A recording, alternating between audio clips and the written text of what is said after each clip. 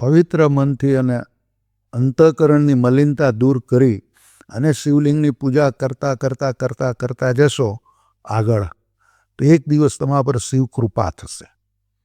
અને શિવ કૃપા થશે એટલે જે લિંગ છે, લિંગમાં પંચમેશ્વર, પંચના દર્શન કરવાના હોય છે. જે આપણે પંચમહાભૂત કહીએ એમ પંચમેશ્વર, પંચના દર્શન. અને પૂજા લિંગમાં પંચમેશ્વરના દર્શન કરવાના. એની પૂજા કરતાં કરતાં શિવ કૃપા થાય એટલે પૂરે પંચમે એક ही का દર્શન હોગા. અને એ કોણ કરાવશે? એ શાસ્ત્રો કરાવશે. અને પછી તમને પૂરા પ્રપંચમાં પણ શિવના દર્શન થશે. એ છે શિવ કૃપા. શિવ કૃપા જરૂરી જ. ધનવાન વ્યક્તિ પર જો શિવની કૃપા નહીં થાય ને તો એનું ધન કુકર્મમાં ધકેલાઈ જશે. વિદ્વાન વ્યક્તિની વિદ્વનીયતા એ વિવાદમાં ખર્ચાઈ જાય. અને જ્ઞાની વ્યક્તિનું જ્ઞાન એ સામેવાળાને ખોટો પાડવામાં ખર્ચાઈ જાય. ક્યારે? શિવકૃપા ન હોય ત્યારે. એટલે શિવની કૃપા તો જરૂરી છે ને છે જ જીવનમાં. ધનવાનનું ધન દુષ્કર્મમાં ખર્ચાય. જ્ઞાનીનું જ્ઞાન બીજાને ખોટો સાબિત કરવામાં ખર્ચાય. અને વિદ્વાનની વિદ્વનીયતા એ વિવાદમાં ખર્ચાઈ જાય. બધી જ વસ્તુથી જો બચવું હોય તો શિવ પૂજા જરૂરી છે. લિંગની પૂજા જરૂરી છે. માણસ મોહ અને માયાને આધીન છે, પણ મોહ અને માયા એ શિવને આધીન છે. એને ટચ પણ ન કરે. આ જીવ જે છે, જીવ એ સંસારને પોતાની તરફ આકર્ષવાનો પ્રયત્ન કરતો હોય છે, જ્યારે શિવ સંસારને પોતાનાથી દૂર ધકેલવાનો પ્રયત્ન કરતો હોય છે. જીવ એ પોતાનો પ્રભાવ દેખાડવાનો પ્રયત્ન કરે છે હંમેશા. શિવ પોતાનો પ્રભાવ છુપાવવાનો પ્રયત્ન કરે છે. જીવ હંમેશા સુંદર દેખાવાનો પ્રયત્ન કરે છે. શિવ પોતાની સુંદરતા ઢાંકવાનો પ્રયત્ન કરે છે, એટલે ભસ્મ લગાવે છે. બાકી મેં કીધું ભવ્યથી ભવ્ય છે ને સુંદરથી સુંદર પણ છે.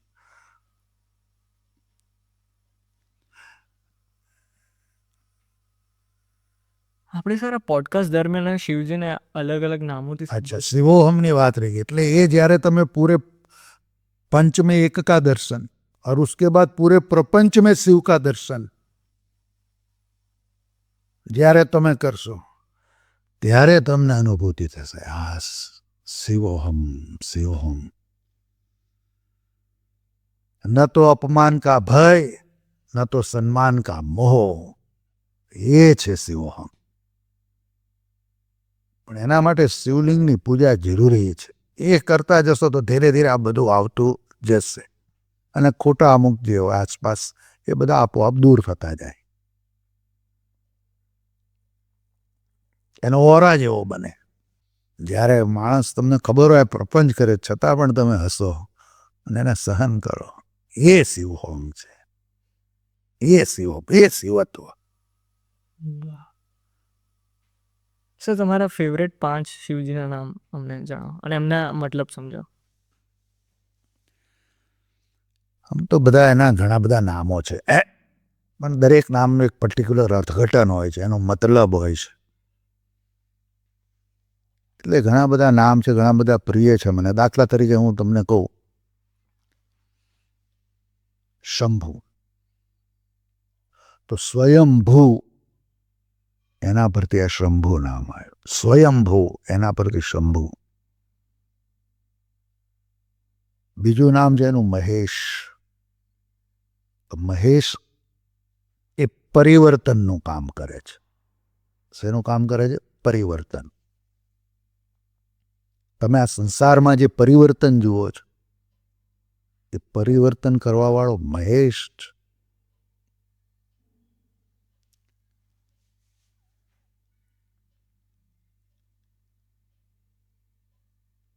દાખલા તરીકે આજે તમે કોઈના માટે ખૂબ મહત્વના છો, કોકના માટે આજે તમારી ખૂબ વેલ્યુ છે. શક્ય છે કાલે તમે, આવતીકાલે તમે એના માટે ઓપ્શન બની જાઓ. આજે તમારી જોડે રોજ વાતો કરે છે, શક્ય છે વર્ષો સુધી એ તમારી જોડે વાત પણ નહીં કરે. આજે તમને રોજ યાદ કરે છે, શક્ય છે પછી 2-5 વર્ષ સુધી પણ યાદ નહીં કરે. એ છે પરિવર્તન, અને એ છે મહેશ.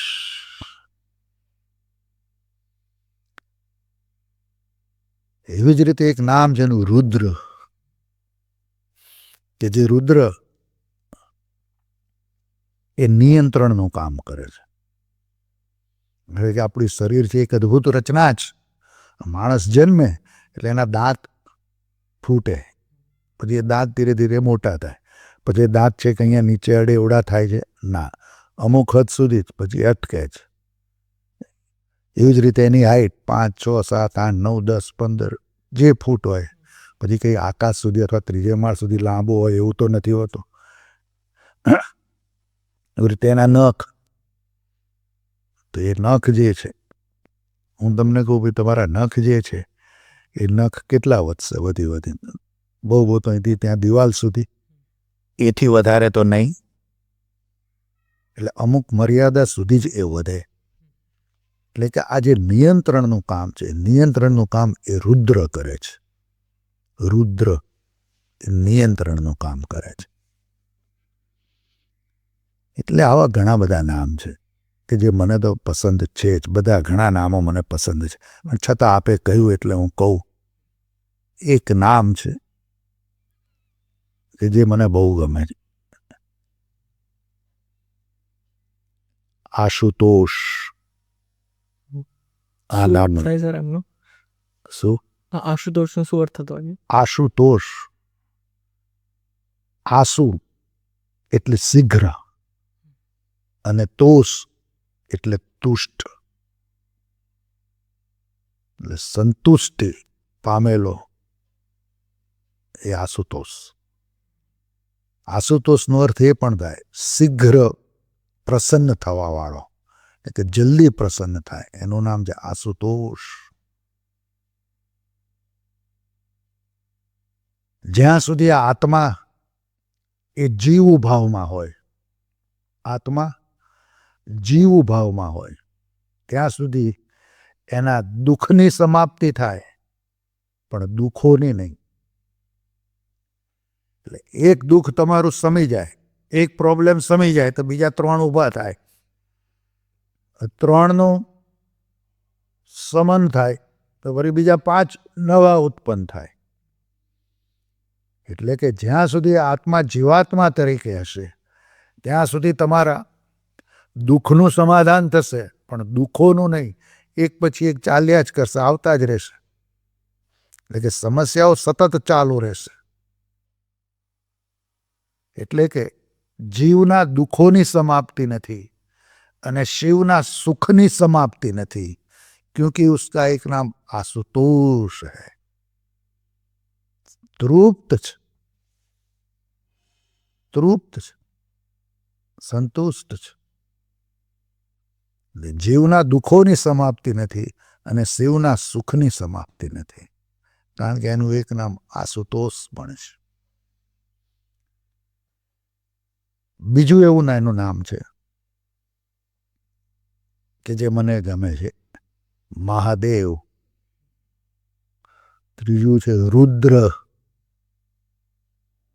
પછી છે પશુપતિનાથ.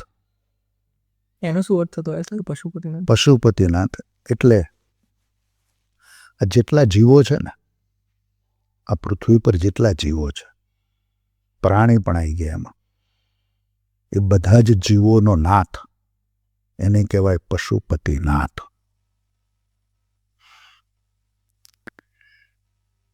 અને પછી એક નામ એનું છે મૃત્યુંજય. એ પણ મને ગમે. મૃત્યુંજય, મૃત્યુ પર વિજય અપાવવા વાળો. માણસ કોઈ પણ હોય, ગમે તે, પણ જ્યારે એનું મૃત્યુ થાય ત્યારે એનો અંતિમ જે દીવો છે, દીવો પ્રગટાવા ક્યાં જાય માણસ? મહાદેવ. શિવાલય, એટલે કે મહાદેવના શિવાલયમાં. એ પછી કોઈ પણ હોય, એટલે કે મહાદેવના દરબારમાં કોઈ ભેદ છે જ નહીં, બધા જ સમાન.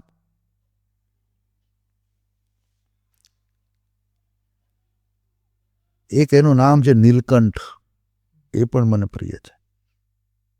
નીલકંઠ પીવે છે શું? ઝેર. અને આપે છે શું? અમૃત.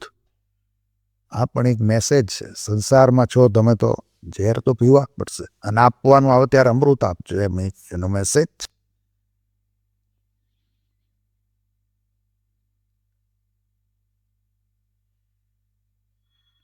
માણસ સ્મશાને પહોંચે એ પેલા જ્યારે જીવતો હોય ત્યારે રોજ કપડાં બદલીને જીવતો હોય.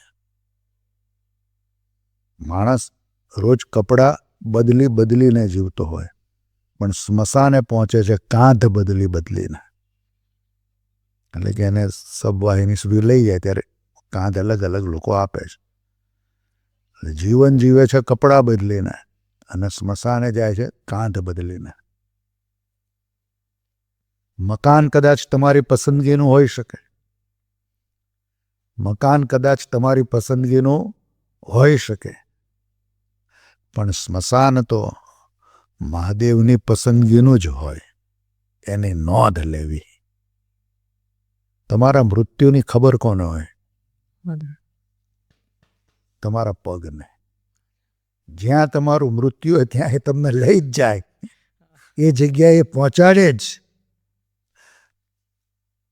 મકાન ભલે તમારી પસંદગીનું હોય, પણ સ્મશાન તો મહાદેવની પસંદગીનું જ હશે.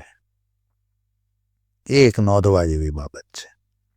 જીવનની પરિપૂર્ણતા તમે શેમાં જોવો છો? જીવનની પરિપૂર્ણતા, જીવનની પરિપૂર્ણતા મૃત્યુ પહેલા મૃત્યુનું રહસ્ય સમજાઈ જાય, એ જીવનની પરિપૂર્ણતા છે. અને નંબર 2, શ્રી હરિ વિષ્ણુના શબ્દમાં, કે જીવનની પરિપૂર્ણતા એમાં છે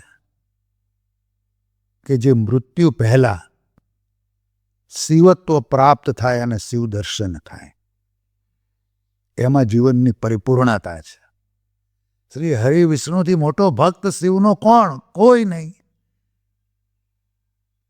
સોનાની દ્વારિકા છોડીને હિમાલય પર્વત પહોંચી ગયા હતા, એક અંગૂઠા પર ઉભા રહીને વર્ષો સુધી તપ કર્યું, વર્ષો સુધી એક અંગૂઠા ઉપર. એ છે આ વિષ્ણુ.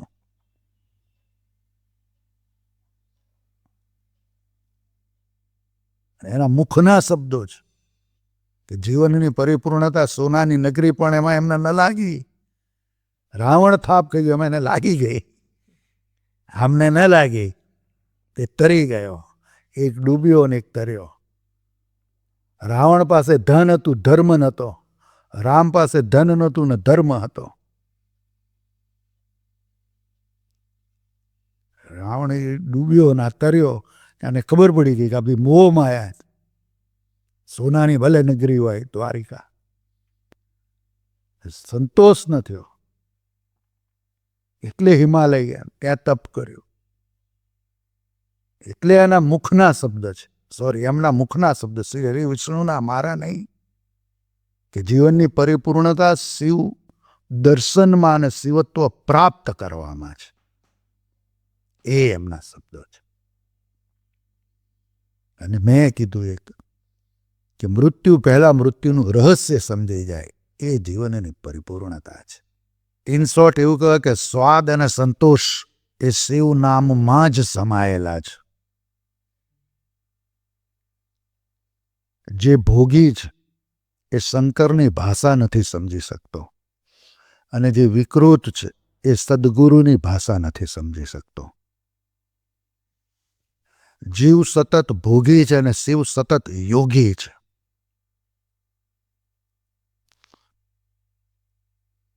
એટલે જે ભોગી છે એ શિવની યાને કે શંકરની ભાષા નથી સમજી શકતો, અને જે વિકૃત છે એ સદગુરુની ભાષા નથી સમજી શકતો.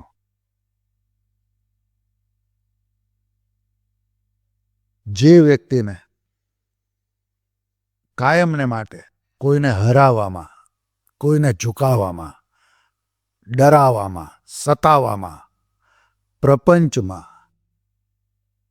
રસ હોય અને એમાં જ એના મગજનો સતત ઉપયોગ કરતો હોય, એ વ્યક્તિ ક્યારેય શિવ સુધી પહોંચી નથી શકતો. ક્યારેય નહીં, કતે નહીં.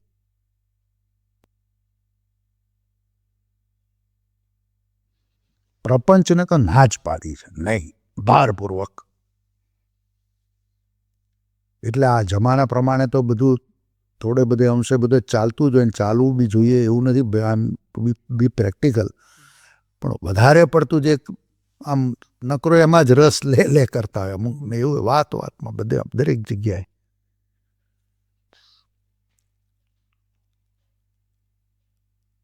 તો એવા કોઈને ઝુકાવવામાં, કોઈને હરાવવામાં,